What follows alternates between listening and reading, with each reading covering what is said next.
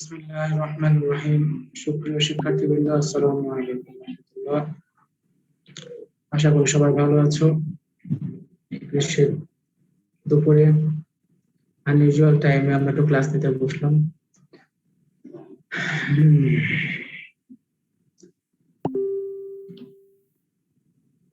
যাও, ক্লাস নিয়ে যখন বসলাম তখন ওঠার চেষ্টা করি শেষ করে, তাই না? আচ্ছা, তো আমরা আমাদের লেকচার নিচ্ছিলাম আমাদের কার্ড 6 এর জেনেটিক্স। আজকে আশা করা যাচ্ছে জেনেটিক্সটা শেষ হয়ে যাবে। তাহলে জেনেটিক্স শেষ হলে তোমাদের এই আইটেমের টপিকস গুলো শেষ হয়ে যায়। তো এই টপিকে এই আইটেমটা একটু বড়। আমরা এর মধ্যে মিউটেশন পড়িয়েছি, জেনেটিক্স পড়াচ্ছি, আর পড়িয়েছি হচ্ছে তোমার জিন, জিনোম, জেনেটিক কোড, কোডন, এগুলো। তো এই সবগুলো মিলে আইটেম হবে, ঠিক আছে? প্রথমে নিয়েছিলাম জিন, জেনেটিক কোড, কোডন, এগুলো। তারপরে ক্লাসে মিউটেশন পড়িয়েছিলাম। আর আর গত ক্লাসে জেনেটিক্স, আজকে জেনেটিক্স আশা করা হচ্ছে শেষ হয়ে যাবে। আমরা শুরু করি। হ্যাঁ, Recording in progress. আমরা আজকে শুরু করব মেন্ডেল সাহেবের ল দিয়ে। তোমরা সবাই মেন্ডেল সাহেবের নাম জানো। গ্রেগর জোহার মেন্ডেল একজন পাদ্রী ছিলেন। তো উনি চার্চে বিভিন্ন মটরশুঁটি গাছের উপরে ক্রস করে কিছু সূত্র দেন, যেগুলো জেনেটিক্সের জন্য খুবই ইম্পর্টেন্ট, এবং মেন্ডেল সাহেবকে এর জন্য জেনেটিক্সের জনকও বলা হয় থাকে। যা হোক, ওনার সূত্রগুলো আমাদের পড়া লাগবে। উনি ফার্স্ট ল হচ্ছে ল অফ সেগ্রিগেশন। সেগ্রিগেশন মানে কি? সেগ্রিগেশন মানে হচ্ছে পৃথকীকরণ। পৃথকীকরণ, ঠিক আছে।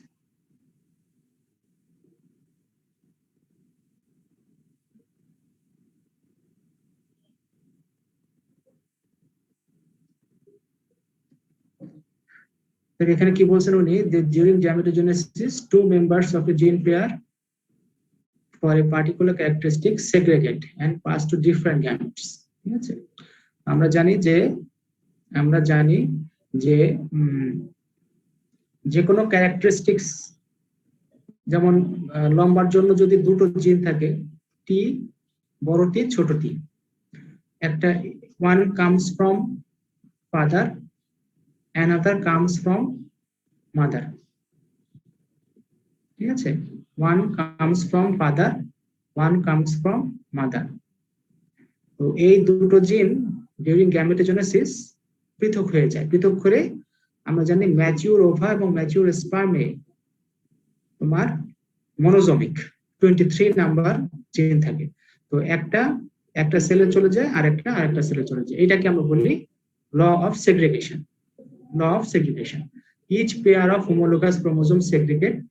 One goes to one daughter cell and the another goes to another daughter cell. This is the first law of Mendel. Second law is law of independent assortment. এই যে দুটো জিন দুটো সেলে গেল, এই যে যাওয়াটা ইন্ডিপেন্ডেন্ট অফ ওয়ান অ্যানাদার। এইটা কেউ কাউকে বলে দেয় না তুমি ওইদিকে যাও, আমি এদিকে যাচ্ছি, বা আমি এদিকে যাও, তুমি। এইটা independent of one another. এটা হচ্ছে তোমার second law, law of independent assortment. Law of independent assortment.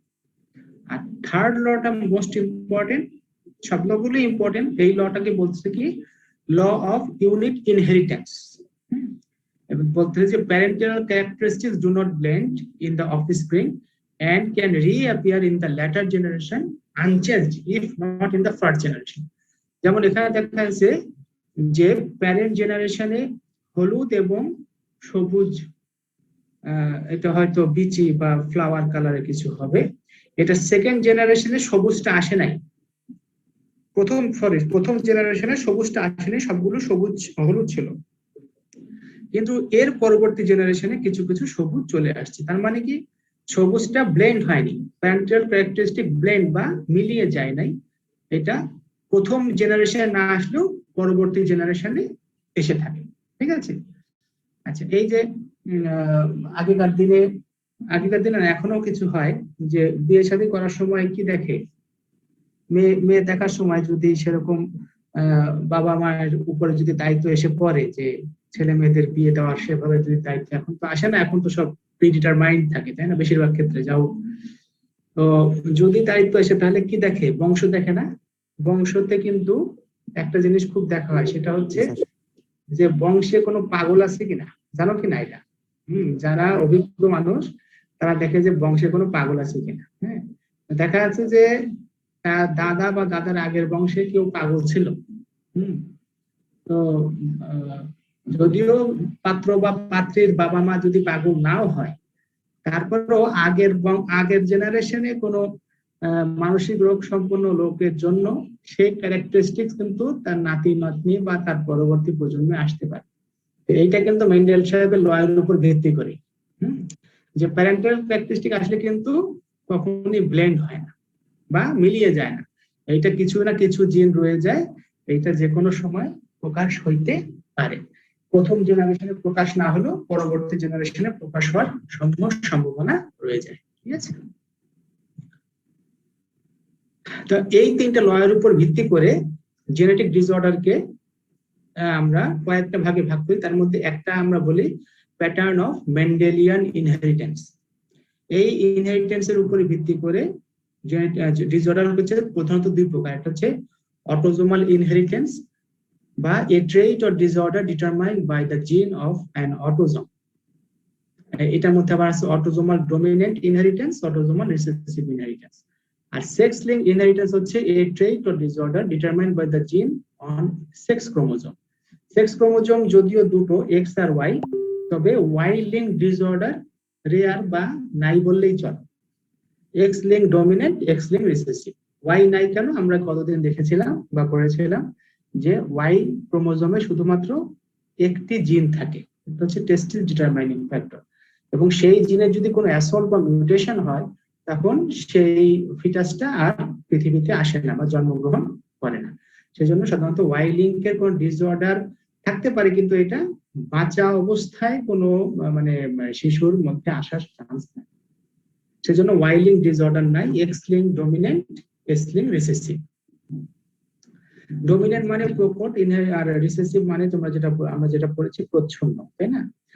যেটা সিঙ্গেল জিন থাকলেই যেটা প্রকাশ পায় সেটা হচ্ছে ডমিনেন্ট, আর যেটা দুটো জিন লাগে প্রকাশ হইতে সেটা হচ্ছে প্রচ্ছন্ন বা রিসেসিভ। আর জেনেটিক ডিসঅর্ডারকে মূলত চারটা ভাগে ভাগ করা যায়। একটা হচ্ছে cytogenetic disorder which occurs due to chromosomal abnormality, Mendelian disorder which occurs due to single gene disorder. যে কোনো জিন তো অনেকগুলো আছে একটা ক্রোমোজোমের মধ্যে, যে কোনো সিঙ্গেল জিনে যদি কোনো ডিসঅর্ডার হয় সেগুলোকে আমরা সাধারণত মেন্ডেলিয়ান ডিসঅর্ডার বলি। এগুলোকে আবার ওই চারটা ভাগে ভাগ করা যায়। মাল্টিফ্যাক্টরিয়াল ডিসঅর্ডার বা পলিজেনিক ডিসঅর্ডার, যেটা শুধুমাত্র জিন দায়ী নয়, জিনের সাথে পরিবেশগত জিনিসের সংমিশ্রণ ঘটে রোগটা প্রকাশ পায়। যেমন diabetes mellitus, type 2 diabetes mellitus, এটা জিনও দায়ী এবং সাথে সাথে পরিবেশগত ভূমিকাও পালন করে। ঠিক আছে? যেমন ধরো কারো বাবা মা ডায়াবেটিস আছে, সম্ভাবনা যে তার বাচ্চাদের মধ্যেও ডায়াবেটিস হবে, কিন্তু সেই বাচ্চা যদি খুব ডায়েট মেনটেন করে, নিয়মিত কায়িক পরিশ্রম, এক্সারসাইজ করে, লাইফস্টাইল সুন্দর করে পালন করে, তাহলে কিন্তু তার ডায়াবেটিস নাও হইতে পারে। কিন্তু দেখা যাচ্ছে যে বাবা মার ডায়াবেটিস আছে, প্লাস নিজে স্ট্রেসফুল লাইফ লিড করে, অনিয়ন্ত্রিত লাইফ, মোটা হয়ে যাচ্ছে, ওবেসিটি হয়ে যাচ্ছে, তখন কিন্তু তাদের ডায়াবেটিস হতে হয়। এটা দেখা যাচ্ছে যে জিনের সাথে পরিবেশগত জিনিসগুলো দায়ী। এটাকে আমরা বলি পলিজেনিক ডিসঅর্ডার। আর নন মেন্ডেলিয়ান ইনহেরিটেন্স সিঙ্গেল জিন disorder with non classical inheritance, যেগুলো মেন্ডেলের ল ফলো করে ট্রান্সমিট করে না আর কি সেগুলো। তা প্রথম টাইপ হচ্ছে সাইটোজেনেটিক ডিসঅর্ডার, যেটার মধ্যে আছে নিউমেরিক্যাল বা নাম্বারগত। সাধারণত 46টা জিন, 46টা ক্রোমোজোম থাকে। 46টা যদি একটা কম হয় তাহলে আমরা বলি মনোজোমি, যদি একটা বেশি হয় তাহলে আমরা বলি ট্রাইজোমি, দুটো বেশি হলে টেট্রাজোমি, 3 সেট থাকলে ট্রাইপ্লয়েডি, 4টা সেট থাকলে টেট্রাপ্লয়েডি। ক্রোমোজোমের স্ট্রাকচার যদি পরিবর্তন হয় তাহলে আমরা বলি translocation, deletion, insertion, inversion, isochromosome, ring chromosome, duplication, এটা হচ্ছে তোমার মিক্সোপ্লয়েডি। এর মধ্যে তোমার মনোজোমি আমরা দেখেছিলাম যে non disjunction of sister chromatid in meiosis 2 তে যদি হয় তাহলে তোমার এরকম পরবর্তীতে যে মনোজনিক গ্যামেটের বদলে এক জায়গায় তোমার একটা কপি বেশি থাকে আর একটা জায়গায় কম থাকে। এখানে দেখো এখানে 50%, এগুলো হচ্ছে নরমাল, ঠিক আছে, এগুলো হচ্ছে নরমাল, n সংখ্যক ক্রোমোজোম আছে কিন্তু এখানে n-1 n+1, তো এগুলো হচ্ছে তোমার 50% অ্যাবনর্মাল গ্যামেট তৈরি হয়, ঠিক আছে। এখানে দেখো এখানে তোমার মনোজোমিক এটা 45x0 বা এটাকে আমরা বলি হচ্ছে তোমার, এটাকে আমরা বলি হচ্ছে এই যে Turner syndrome. Turner syndrome, Turner syndrome 45x0। এখানে কিছু ক্যারেক্টারিস্টিক দেখা যাচ্ছে, শর্ট স্ট্যাচার, লো হেয়ার লাইন, এই যে মানে কপালের মধ্যে চুল নেমে আসে, ঠিক আছে। তবে ক্যারেক্টারিস্টিক কিছু ফেসিস থাকে, কিছু ইয়ে থাকে, তারপরে ফোল্ড অফ স্কিন, তারপরে যে হার্টের কিছু অ্যাবনরমালি থাকে, মেনস্ট্রুয়াল অ্যাবনরমালি থাকে, এগুলো থাকে আর কি, ঠিক আছে। আর ট্রাইজোমি হচ্ছে মনোজোমির বিপরীত, একটা কপি নাম্বার বেশি থাকে, একটা কপি নম্বর বেশি থাকে, যেটা সাধারণত নন ডিসজাংশনের মিওসিস 2 তে যদি হয় তাহলে তোমার দেখা যাচ্ছে যে এই এক মার্মাটি ট্রাইজোমি গুলো হয়ে থাকে, ঠিক আছে। মনোজোমি, ট্রাইজোমি এগুলো কিন্তু শর্ট নোটে আসে, হ্যাঁ, মনোজোমি, ট্রাইজোমি এই দুটোর প্যাথোজেনেসিস এটা এবিসি অফ বায়োকেমিস্ট্রির মধ্যে সুন্দর করে আছে, এটা মুখস্থ করে নিই। আর ট্রাইজোমির আবার তিনটা ভাগ আছে, তিনটা টাইপস আছে সাধারণত, এই তিনটা দেখা যায়। একটা হচ্ছে ট্রাইজোমি 21 বা ডাউন সিনড্রোম। ট্রাইজোমি 21 মানে কি, মানে 46টা ক্রোমোজোমের মধ্যে 21 নম্বর ক্রোমোজোমের দুইটার বদলে তিনটা আছে, ঠিক আছে। প্যাটুস সিনড্রোম ট্রাইজোমি 30 মানে কি প্রতিটা ক্রোমোজোমই দুটো দুটো করে আছে কিন্তু 13 নম্বর ক্রোমোজোমটা একটা নাম্বার বেশি আছে। এডওয়ার্ড সিনড্রোম এরকম তোমার প্রতিটা ক্রোমোজোম দুটো করে আছে কিন্তু 18 নম্বর ক্রোমোজোম এক সেট বেশি আছে, ঠিক আছে। এইটা হচ্ছে ডাউন সিনড্রোমের বাচ্চা। এগুলো কিন্তু ডাউন সিনড্রোমের বাচ্চা কিন্তু প্রচুর দেখা যায়, তোমরা যখন ডাক্তার হবা পেডিয়াট্রিক্স ওয়ার্ডে এরকম বাচ্চা দেখা যায়। এরকম তাদের একটু এই যে আই দূরে দূরে থাকে, তারপর তোমার দেখলে চেনা যায়, তারপর একটু ইডিওটিক লুক হয়, একটু জিহ্বা বের হয়ে থাকে, এতে সাধারণত মাল্টি হার্টেরও সমস্যা থাকে, এরকম থাকে, ঠিক আছে। এটা একটা হচ্ছে তোমার প্যাটিউস সিনড্রোমের বেবি, ঠিক আছে, কিছু ক্যারেক্টারিস্টিক থাকে, তোমরা যারা পরবর্তীতে পেডিয়াট্রিশিয়ান হবা তারা এগুলো খুব ভালোভাবে জানবে ক্যারেক্টারিস্টিক গুলো। এটা একটা এডওয়ার্ড সিনড্রোমের একটা স্পেশাল বেবি ছবি, ঠিক আছে। আর সেক্স ক্রোমোজোমাল ট্রাইজোমি থাকে কিছু, যেমন ক্লিনফেল্টার সিনড্রোম, হ্যাঁ, 47 একটা কপি বেশি থাকে, 46 এর জায়গায় 47XXY। এইটা সাধারণত এরকম থাকে, টল একটা মানুষ থাকে, সাধারণত এগুলা খুব ডায়াগনোসিস, কিন্তু ক্লিনফেল্টার সিনড্রোম কিন্তু সাধারণত বোঝা যায় না। বোঝা যায় না বলতে একটা লম্বা ছেলে, খুব সুন্দর, মানে মোটামুটি বোঝা যায় না, মনে হয় যে ভালোই আছে, কিন্তু এরা বিয়ে শাদীও করে, বিয়ে শাদী করে যখন বাচ্চা কাচ্চা হয় না তখন দেখা যায় যে এদের টেস্টিকুলার অ্যাট্রফি থাকে, এই জন্য বাচ্চা কাচ্চা যখন না হয় তখন কারণ অনুসন্ধান করতে করতে দেখা যায় যে তার ক্রোমোজোমাল অ্যাবনরমালিটি ক্লিনফেল্টার সিনড্রোম আছে আর কি, ঠিক আছে। তো এমনি এগুলা তেমন বোঝা যায় না, মানে এই যে একটা রোগগ্রস্ত একটা মানুষ সেটা সাধারণত বোঝা যায় না। আর স্ট্রাকচারাল অ্যাবনরমালিটির মধ্যে আছে হচ্ছে তোমার ট্রান্সলোকেশন, ঠিক আছে। ট্রান্সলোকেশনে কিরকম হচ্ছে দেখো, এই যে নন হোমোলোগাস ক্রোমোজোম, একটা হচ্ছে ক্রোমোজোম 4, একটা হচ্ছে ক্রোমোজোম 4, একটা ক্রোমোজোম 20, ঠিক আছে। এটা ট্রান্সলোকেশন হয়ে এর পার্টটা এখানে চলে আসছে, এর পার্টটা এখানে চলে আসছে। আফটার ট্রান্সলোকেশন কি হলো, এই পার্টটা কেটে এখানে চলে আসছে আর এর পার্টটা আবার কেটে এখানে চলে আসছে, তাহলে এইটাকে আমরা বলি ট্রান্সলোকেশন। ট্রান্সলোকেশন আবার দুই প্রকার, একটা হচ্ছে ট্রু ট্রান্সলোকেশন, একটা রবার্টসনিয়ান ট্রান্সলোকেশন। যাই হোক, খুব বেশি জানার দরকার নেই। আচ্ছা, এরপরে আছে হচ্ছে তোমার এই যে ট্রান্সলোকেশন, ঠিক আছে। এই সাধারণত তোমার সেন্ট্রোমিয়ার, তোমার অ্যাক্রোসেন্ট্রিক ক্রোমোজোমে এই রবার্টসনিয়ান ট্রান্সলোকেশন হয়ে থাকে।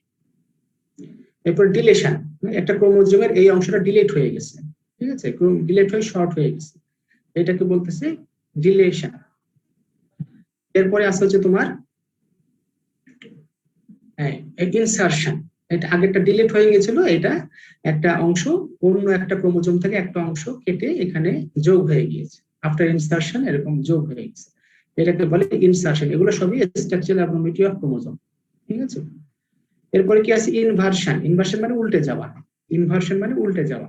তো এই ক্রোমোজোমটা এরকম ছিল, এইটা জাস্ট বোঝা যাচ্ছে না, কিন্তু এই দেখো এই যে ব্যান্ডটা এখানে ছিল নরমালি, আফটার ইনভার্সন ব্যান্ড এই বড় মোটা ব্যান্ডটা উপরে চলে গেছে, তার মানে এর উল্টে গেছে, আপসাইড ডাউন হয়ে গেছে, এটাকে বলে ইনভার্সন। দেন আইসোক্রোমোজোম। আইসোক্রোমোজোম কি, এই তোমার এখানে ক্লিভেজ হয়ে এই দুটো একটা সোজা হয়ে এরকম হয়ে গেছে, লম্বা দুটো লম্বা কিউ আর্ম গুলো একসাথে লেগে গেছে, এটাকে আমরা বলি আইসোক্রোমোজোম। মানে পি আর্ম গুলো এক জায়গায় একটা ক্রোমোজোমের মধ্যে চলে গেছে, কিউ আর্ম গুলো আরেকটা ক্রোমোজোমের মধ্যে চলে গেছে। এরপর রিং ক্রোমোজোম। ঠিক আছে, এটা এটা কেটে যেহেতু আমরা একটা জিনিস করেছিলাম, তোমার মনে আছে কিনা, যে ক্রোমোজোমের শেষ প্রান্তে টেলোমিয়ার থাকে। টেলোমিয়ার এর একটা কাজ হচ্ছে prevent end to end fusion. তো এইখানে এই টেলোমিয়ার ধরো ছিল, এটা কোনো কারণে এখানে ডিলেট হয়ে গেছে। ডিলেট হয়ে যাওয়ার পরে যেহেতু টেলোমিয়ার নাই, এর অপর প্রান্তগুলো এরকম জোড়া লেগে গেছে, জোড়া লেগে একটা রিং হয়ে গেছে, এটাকে আমরা বলি রিং ক্রোমোজোম। টেলোমিয়ার ডিসফাংশনের জন্য এরকম হতে পারে। তারপর ডুপ্লিকেশন। এইটা রেপ্লিকেশনের সময় কোনো কারণে বেশি রেপ্লিকেশন হয়ে এরকম দুবার হয়েছে, এটাকে আমরা বলতেছি ডুপ্লিকেশন। ঠিক আছে, so this are the structural anomaly. এটা হচ্ছে নিউমেরিক্যাল অ্যানোমালি, একটা হচ্ছে স্ট্রাকচারাল অ্যানোমালি, ট্রান্সলোকেশন, তারপরে তোমার ডিলেশন, তারপরে হচ্ছে insertion, inversion, isochromosome, ring chromosome, duplication. ঠিক আছে, আর মিক্সোপ্লয়েডি মানে কি, মিক্সোপ্লয়েডি মানে mosaic of more than one cell line. ঠিক আছে, এখানে যেটা ছবিটা একটু খেয়াল করে দেখো, একটা হচ্ছে তোমার মোজাইসিজম, এর মিক্সোপ্লয়েডি দুই প্রকার, একটা হচ্ছে মোজাইসিজম, একটা হচ্ছে চিমারিজম। আচ্ছা, আমার একটা ফোন আসছে, আমি করি, হ্যাঁ একটু।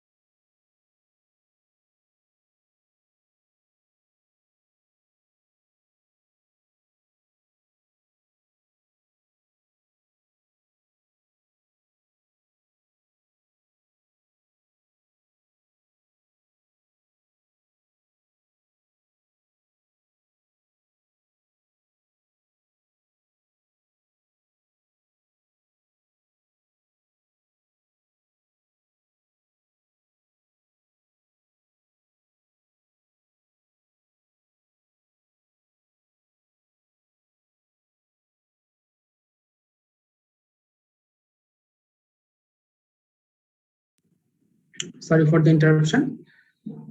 তো মিক্সোপ্লয়েডি হচ্ছে তোমার দুই প্রকার, একটা হচ্ছে মোজাইসিজম, একটা হচ্ছে চিমারিজম। মোজাইক, চিমার। মোজাইসিজমে যেটা হয় সেটা হচ্ছে তোমার সিঙ্গেল, মানে একই একই ধরনের জাইগোট, একটা ওভাম একটা স্পার্ম, একটা ওভাম একটা স্পার্ম দিয়ে তোমার জাইগোট তৈরি হয়, সিঙ্গেল জাইগোট। এই সিঙ্গেল জাইগোট কোনো কারণে তোমার মাইটোসিস হচ্ছে, নরমালি হচ্ছে হচ্ছে ঠিক আছে, কোনো সমস্যা নাই, হঠাৎ করে দেখা যাচ্ছে যে নন ডিসজাংশন হয়ে গেল, তাহলে কি হবে? তাহলে তোমার একটা, যদি নন ডিসজাংশন, এটা মাইটোসিস ধরো হচ্ছে, ঠিক আছে, আমি একটু একে বলি, ধরো এখানে তোমার এই সেলগুলো নরমাল, এখানে সব 46 ক্রোমোজোম আছে, এখানে সব 46 ক্রোমোজোম আছে, এইটার মধ্যে 46 ক্রোমোজোম আছে, কিন্তু এইখানে ধরো একটা সমস্যা হয়ে গেল, এখানে 45 ক্রোমোজোম হয়ে গেল, অথবা এখানে 47 ক্রোমোজোম হয়ে গেল, তাহলে কি হবে?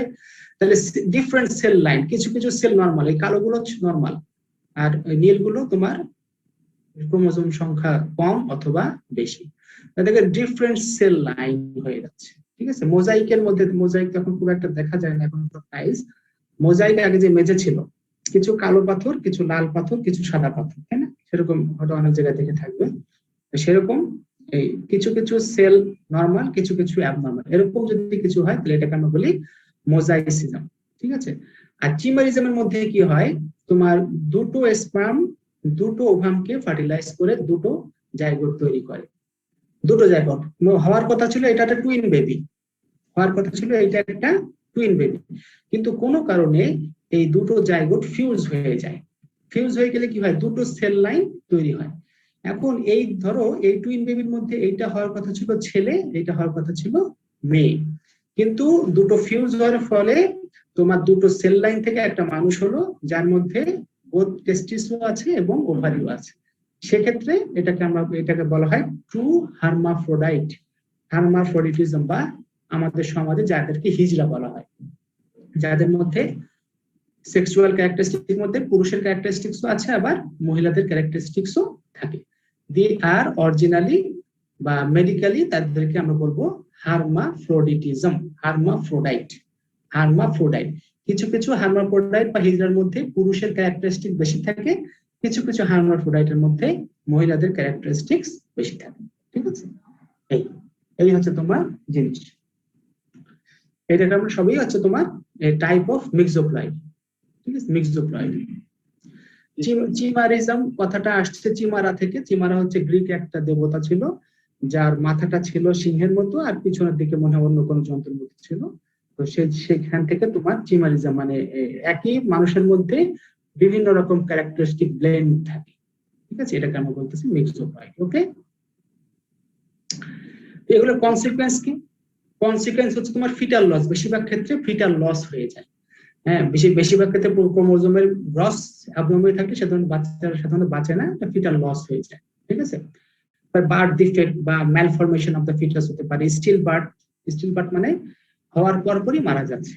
একটা বাচ্চা যদি স্টিল বার্থ মানে হচ্ছে তোমার হওয়ার পরপরই সে মারা যাচ্ছে, হওয়ার পরপরই মারা যাচ্ছে। আচ্ছা, তারপরে neonatal death, sorry stillbirth হচ্ছে তোমার পেটে মরে গেছে, তারপরে ডেলিভারি হয়েছে, মারা যাওয়ার পরে ডেলিভারি হচ্ছে, মানে বাচ্চাটা মরা প্রসব হয়েছে আর কি। হ্যাঁ, আর নিউনেটাল ডেথ হচ্ছে তোমার বাচ্চা হওয়ার পরে এত ডিফেক্ট আছে, তার শারীরিক এত সমস্যা, সে আর সার্ভাইভ করতে পারেনি, সে মারা গেছে। ঠিক আছে, these are the consequences of chromosomal abnormality. So features of autosomal dominant disorder, আমরা আবার ফিরে যাচ্ছি তোমার মেন্ডেলিয়ান ইনহেরিটেন্স এর মধ্যে। চারটা ফিচার আছে, এই ফিচার গুলো মুখস্থ করা লাগে। হ্যাঁ, এই ফিচার গুলো পরীক্ষায় আসে।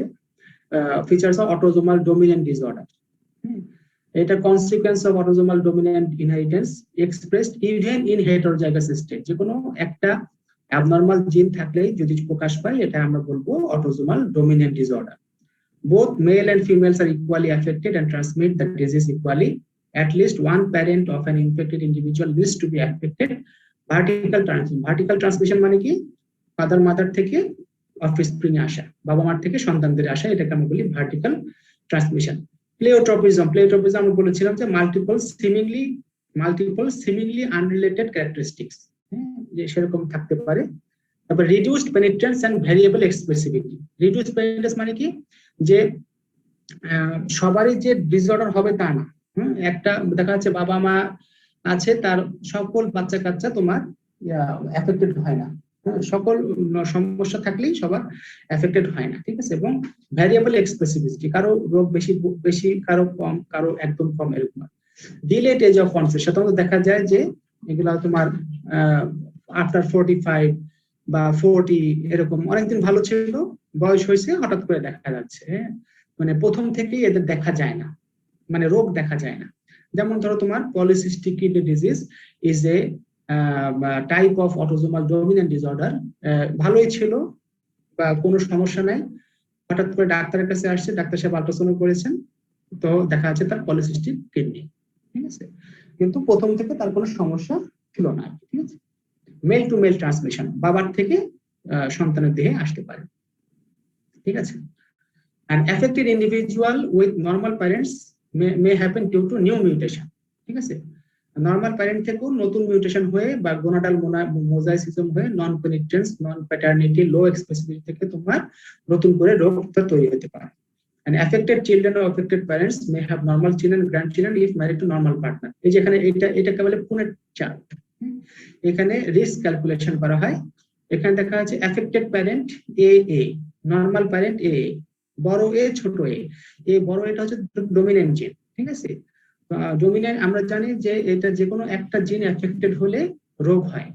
তো একটা ফাদার বা মাদারের যদি একটা জিন এফেক্টেড থাকে, তাহলে এটা ক্রস করলে কি হয়, এইটা এ এইটা এ, তাহলে এখানে বড় এ আছে, এটা এফেক্টেড, এখানে বড় হয়ে এখানে ছোট হয়ে এটা এফেক্টেড, কিন্তু এই যখন আসে তখন দেখো নর্মাল চাইল্ড, এই যখন মিলিত হয় তখন এটা নর্মাল চাইল্ড। তার মানে কি 50% chance of having abnormal child, abnormal offspring. এই উদাহরণগুলো মুখস্থ করা লাগবে। হ্যাঁ, common autosomal dominant disorder, familial hypercholesterolemia, hereditary spherocytosis, acute intermittent porphyria, Marfan syndrome, neurofibromatosis, polycystic kidney disease, von Willebrand disease, এগুলো সবই example of autosomal dominant disorder. এরপরে তোমার autosomal recessive disorder, consequence of autosomal recessive inheritance expressed only in homozygous state. Expressed only in homozygous state. Both male and female are equally affected and transmit the disease equally. Sudden appearance in the family. Affected people are usually born to unaffected parents, where parent are carriers. Parent carrier ছিল, যেহেতু আমরা জানি যে তোমার দুটো জিন affected না হলে প্রকাশ পায় না, তাহলে মায়েরও একটা জিন এফেক্টেড, বাবারও একটা জিন এফেক্টেড, তাহলে বাবা এবং মায়ের কিন্তু রোগ ছিল না। যেহেতু বিয়ের আগে কিন্তু তারা জেনেটিক স্টাডি করে নাই, সাধারণত কেউ করে না, বিয়ের আগে তো কেউ জেনেটিক স্টাডি করে না, তাই না? কিন্তু তার মধ্যেও একটা এফেক্টেড জিন ছিল, বাবার মধ্যে একটা এফেক্টেড জিন ছিল, মায়ের মধ্যে একটা এফেক্টেড জিন ছিল। বিয়ের পরে তাদের যখন গ্যামেটোজেনেসিস বা জাইগোট ফর্মেশন হয়েছে, তখন দেখা যাচ্ছে যে ওই এফেক্টেড জিনগুলো, দুটো এফেক্টেড জিন আসার পরে তোমার মানে তোমার হয়ে গেছে, হোমোজাইগাস স্টেটে চলে আসছে, তখন রোগ প্রকাশ পাচ্ছে। Horizontal transmission. হরাইজন্টাল ট্রান্সমিশন মানে কি? সাধারণত সিবলিংস আর এফেক্টেড। যেমন ধরো একটা প্যারেন্টস এর চারটা বাচ্চা কাচ্চা, তার চারটা বাচ্চার মধ্যে 3টা বাচ্চাই অসুস্থ, মানে ওই অটোজোমাল রিসেসিভ ডিসঅর্ডারের। তো এই যে সিবলিংস আর এফেক্টেড, ভাই বোনদের মধ্যে এফেক্ট মানে রোগ হচ্ছে, এটাকে আমরা বলতেছি হরাইজন্টাল ট্রান্সমিশন। ঠিক আছে, এই যে হরাইজন্টাল ট্রান্সমিশন। আচ্ছা, তারপরে রিলেটেড প্যারেন্টস। সাধারণত কনস্যাঙ্গুইনিটি অফ ম্যারেজ যদি থাকে, দেখা যাচ্ছে যে কাজিনদের মধ্যে বিয়ে হওয়া, সাধারণত ভাই বোনের মধ্যে জিনের মিল থাকে, কাজিনদের মধ্যে জিনের মিল থাকে। হ্যাঁ, যে এরকম মিল যদি থাকে, কনস্যাঙ্গুইনিটি থাকলে সাধারণত হইতে পারে আর কি, হতে পারে। হিন্দু ধর্মে কিন্তু কাজিনদের মধ্যে বিয়ে নিষেধ আছে, যদিও আমাদের ইসলাম ধর্মে এটা নিষেধ নাই। হতে পারে মানে হতে পারে, হবেই এমন কোনো কারণ নাই। কিন্তু যেহেতু জিনের মিল থাকে, কাজিনদের মধ্যে জিনের মিল থাকে, হ্যাঁ, যেহেতু দাদা দাদি বা নানা নানি সেম হয়, জিনের মিল থাকে, তো ওই মিলের মধ্যে যদি কোনো রিসেসিভ ডিসঅর্ডার বা এফেক্টেড রিসেসিভ ক্যারেক্টারিস্টিক কোনো এফেক্টেড জিন থাকে, তো বিয়ের পরে সেই দুটো রিসেসিভ একসাথে মিলে তোমার রোগ প্রকাশ পাইতে পারে আর কি। There is pleiotropism, complete penetrance. Complete penetrance মানে কি?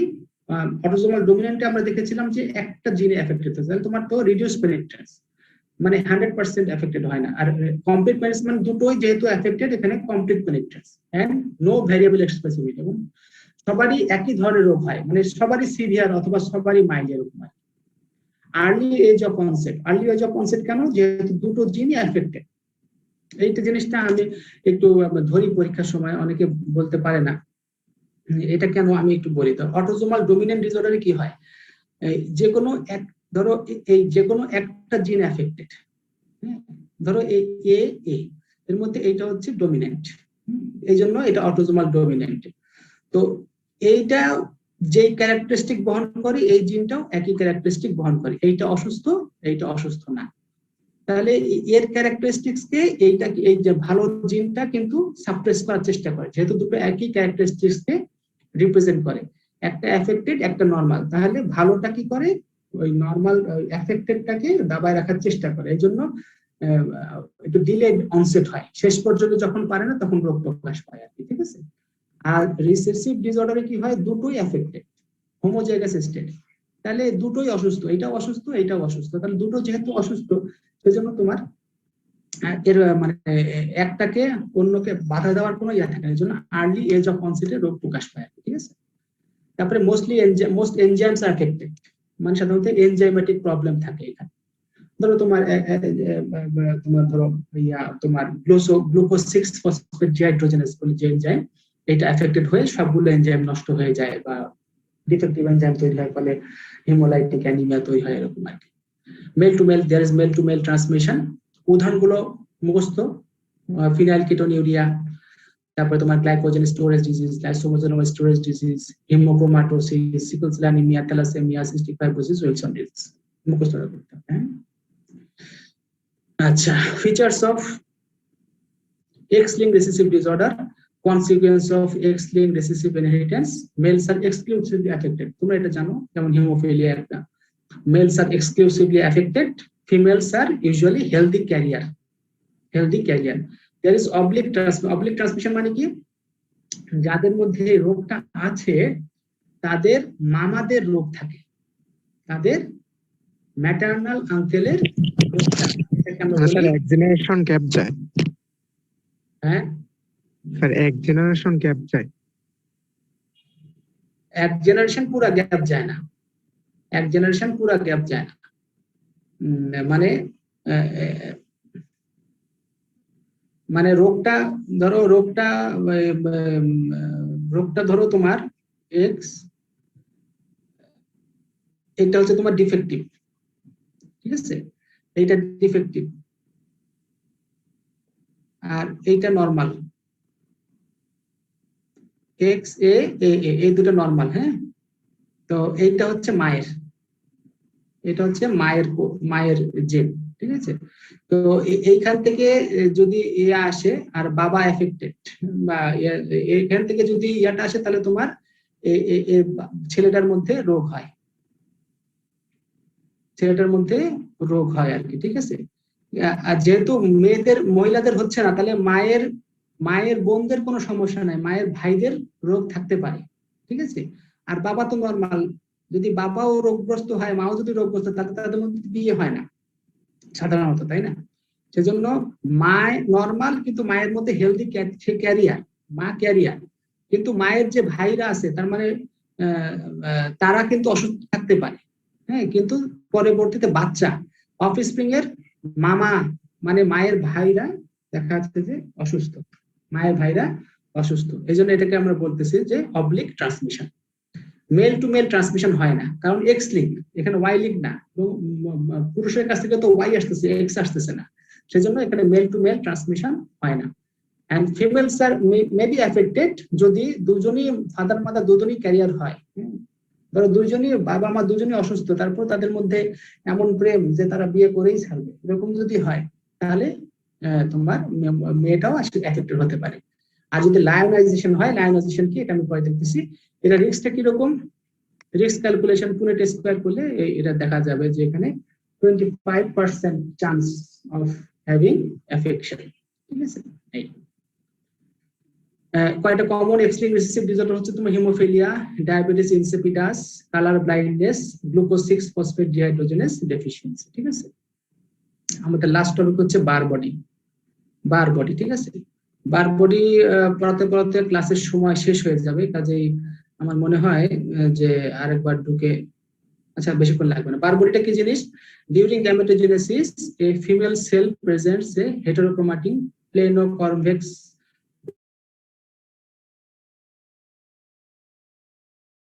নরমাল ফিমেলে যে দুটো এক্স ক্রোমোজোম থাকে তার মধ্যে এক্সটা এটা বুঝতে হবে। হ্যাঁ, নরমাল ফিমেলে আমরা জানি দুটো এক্স ক্রোমোজোম থাকে, এর মধ্যে একটা এক্স ক্রোমোজোমের মধ্যে সকল জিনগুলো থাকে, আর একটা এক্স ক্রোমোজোম প্লেনো কনভেক্স হিসেবে সেল মেমব্রেন নিচে এরকম থাকে, ঠিক আছে, থাকে। এটাকে আমরা বলতেছি বার বডি। এটার ইম্পর্টেন্সটা কি? এটা ইম্পর্টেন্স এটা নিউক্লিয়ার সেক্সিং হিসাবে, নিউক্লিয়ার সেক্সিং এ ব্যবহৃত হয়। নিউক্লিয়ার সেক্সিং মানে কি? ধরো একটা লাশ পাওয়া গেল, একদম পচে গলে গেছে, ছেলে না মেয়ে বোঝা যাচ্ছে না, অনেক আগের লাশ পচে গলে গেছে, বা একটা লাশ পুড়ায় ফেলছে, মারার পরে হয়তো কোনো কারণে পুড়ে গেছে, তো ছেলে না মেয়ে বোঝা যাচ্ছে না। তখন কি করে? তখন আমাদের নাসির স্যার কি করবে? নাসির স্যার একটা সেল নিয়ে মাইক্রোস্কোপে নিয়ে যদি দেখে যে বার বডি আছে, তাহলে এটা মেয়ের লাশ, যদি বার বডি না থাকে তাহলে ছেলের লাশ। এইটা হচ্ছে মোস্ট ইম্পর্টেন্ট, ঠিক আছে। আর লায়ন এটা হচ্ছে লায়ন, এই মহিলার নাম হচ্ছে কি লায়ন জানি, ইনি এটা তত্ত্বটা দিয়েছেন যে lyonization is the random inactivation of X chromosome in early fetal life producing Barr body. Once a particular X chromosome is inactivated, it will be inactive in all daughter cell in subsequent cell division. This is called Lion hypothesis. হ্যাঁ, তবে দুটো x ক্রোমোজোমের মধ্যে কোনটা যে বার body হিসাবে হবে এটা হচ্ছে তোমার ইন্ডিপেন্ডেন্ট অফ ওয়ান অ্যানাদার। ঠিক আছে, so this is all about the class. এটা একটু মুখস্থ করার জিনিস বেশি, সুন্দর করে মুখস্থ করবে। ঠিক আছে, আর কোনো সমস্যা হলে আমাকে জিজ্ঞেস করবে।